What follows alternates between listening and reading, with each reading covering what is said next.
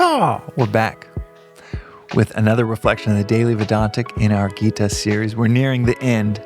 The first 10 episodes are on the major themes that are often discussed. These latter 10 are on, is latter 10 the word since I haven't done the 9th or the 10th yet? We don't know. We'll find out together. We'll ask ChatGPT after this. And today's reflection is on no otherness. It is said that within the Gita, if you can understand one verse, you are instantly enlightened. I didn't snap my fingers very well right then, so I'm going to do it again for proper audio effect. Instantly enlightened. If you can understand one verse, you're instantly enlightened. That speaks to how dense this 700-verse poem is. But more than that, it speaks to the wisdom that it is drenched in. Each verse having deep, deep concepts to reflect on, contemplate, but ultimately to understand and experience, to feel, to not scholastically know it word for word. My teacher Joseph knows a guy that knows the entire Gita frontwards and backwards. That is a wild feat of human memorization, but that's not what this is saying. That isn't to truly know it. That's the difference between telling someone the steps to surfing and then them experiencing what surfing is like. That's to know surfing. And to know one verse, it is said you achieve instant enlightenment.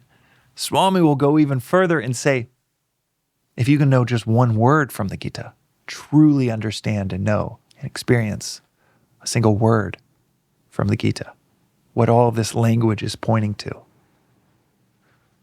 All language everywhere is ultimately pointing to the divine, the supreme, the infinite.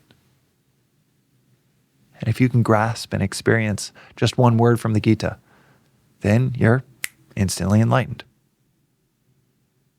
The word that I think about oftentimes is Samaha, which is otherness. And the concept within the Gita is seeing no otherness in the world. Within that word Samaha, and that is such a wildly underdiscussed theme within the Gita. This is the definition of love. Seeing no otherness in the world. No stratosphere of people of this importance and this importance.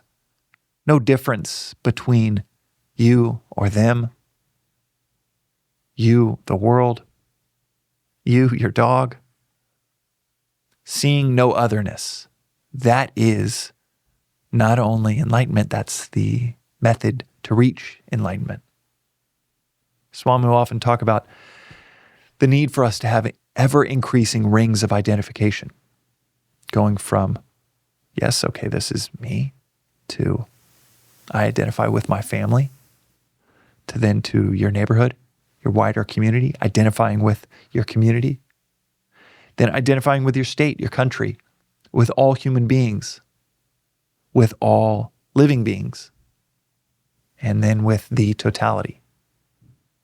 This theme within the Gita is one of my favorites to reflect on because it is, like I said, it is the end state and how you get there. It is the message and it is the method. It's everything in one word. It is the North Star and the destination and the path to get there. All in one word. Translated into English, sameness or no otherness. That is the top of a mountain I'm not at. Not even close. But that theme within the Gita, that definition of love, that ultimate state of no otherness, is such a beautiful encapsulation of what the entire battle on that battlefield is all about. It's overcoming the myriad of desires, of thoughts, of plurality that we see in the world of that isn't me, that's my enemy, that's my worst enemy, that's in the way of my desires. That's a challenge to overcome. And yet we're called to see it all as one. The challenge, the obstacle, the other person is a reflection, an extension of ourselves. And this is not asking for a leap of faith. It's actually extremely rational. Just look at the mood of your significant other, noticing how it affects you. Noticing that if you affect their mood, you put them in that terrible mood, you put them in a great mood, how much you feel it, just like it would affect you if your hand hurt. They are an extension of you. In fact, I think it was shown in 2016 that moods are as contagious as colds. So when we use our power of reason, recognize and observe that, oh, the people around me, they are an extension of my mood. I catch their bad mood. I catch their good mood. And you know you have an influence on which one it is. That is the beginning of that ever-increasing expansion of identification. You don't need to jump to union with all living beings.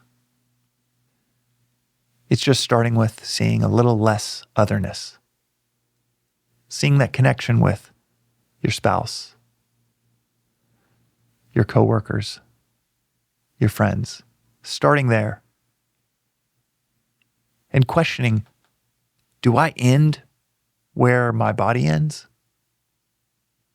Or is there something to this concept, this recognition, that maybe bliss is on the other side of seeing less and less otherness in the world around me, and more identification? Said another way, more love. That is today's reflection on the Daily Vedantic. We'll see you next time.